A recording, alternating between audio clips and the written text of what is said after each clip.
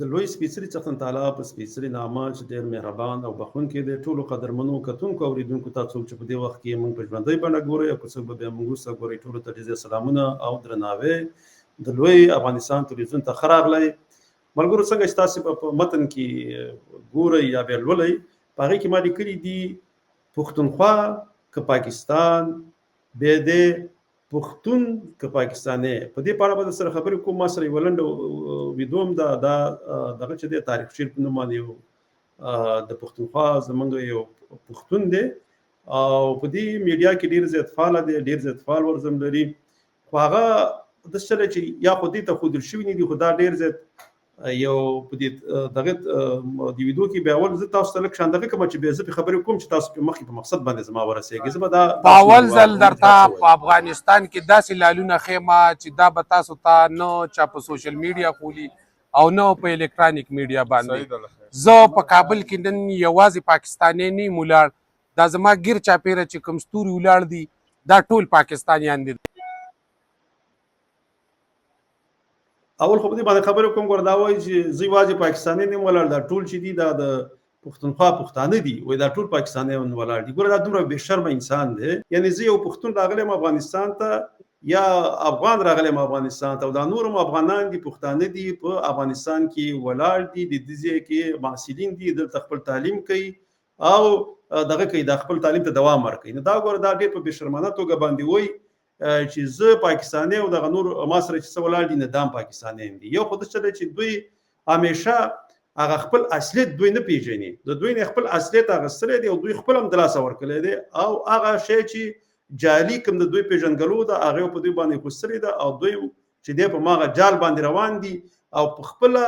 پښتونولۍ دوی ویاړ نه کوي، په پښتونخوا دوی ویاړ نه کوي، دوی به په څه ویاړ کوي؟ په پنجابي ریاست او په پنجابي توپ یا په پاکستاني توپ. نو دوی ویاړ چې دی هغه دی. نو دا خو زه لږ نور هم دغه کوم او زموږ دپاره د فخر خبره دا ده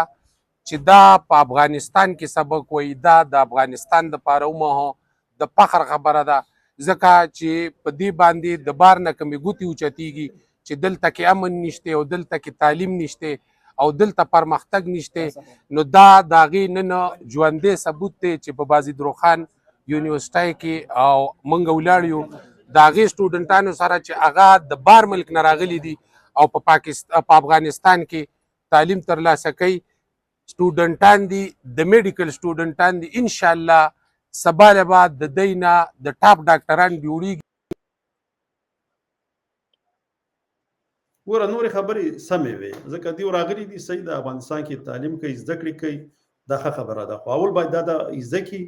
چې دا پښتانه راغلي دي، د پښتونخوا نه راغلي دي او په افغانستان کې زده کړې کوي، یا افغانان راغلي دي خپل افغانستان ته او په افغانستان کې زده کړې کوي.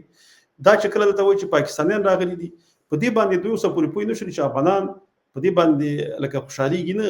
بلکې نور هم قهرجن کېږي، لکه دا رقم خبرې چې څوک کوي. ځکه موږ چې دی پاکستان نه منو او خاص کر پښتونخوا چې دی دا د افغانستان برخه نه ګڼو. نو په دې خاطر باندې هر افغان چې دی که هر پښتون د پښتونخوا دا خبره کوي،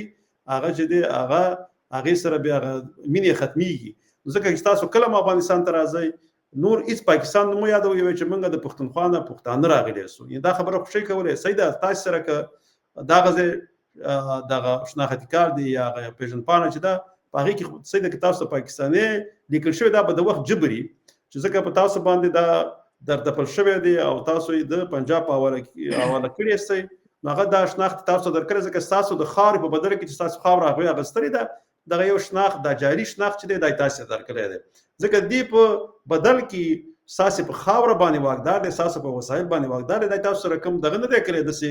کومه ښېګڼه در سره کړې نه ده یا ښېګڼه در سره نه ده کړې. خو دغه په بدل کې چې دغه ستاسې په ځمکه واکدار شوی دی، ستاسې بهرنی سیاست، داخلي سیاست ټول د هغې په واک کې دی، نو د هغې په بدل کې دغه یو پیژندګلو دغه درکړی شناختي کارت تاسو په جیب کې خو تاسو که په دغه پاسپورټ باندې بهر ځئ نو دا کوم د ویاړ ځای نه دی او نه پاکستان کوم داسې ویاړمن سټیټ دی یا حکومت دی چې تاسو په هغې باندې فخر کوئ. او که بیا چېرته لکه دوی کله کله وایي موږ اتومي سلاح ده، پاکستان اتومي پاور دی. ګوره زه د همیشه دا وایم که اتومي سلاح لري، که څومره پاور لري، هغه چې دی ستاسې نه دی، ته پکې بیا هم هغه حیثیت نه لري، د هغې د چلولو د هغې د واک دا ټول د پنجابي سره دی. نو لږ په دې خبره باندې ځان پوه کوئ، خپل هم لکه مطالعه در سره وکړئ او خپله په دې خپل پښتونولۍ او د پښتونخوا په خاوره د پښتونخوا په جنډه په دې باندې ویاړ کوئ، مه د پاکستانیت او مه د پاکستان په جنډه باندې.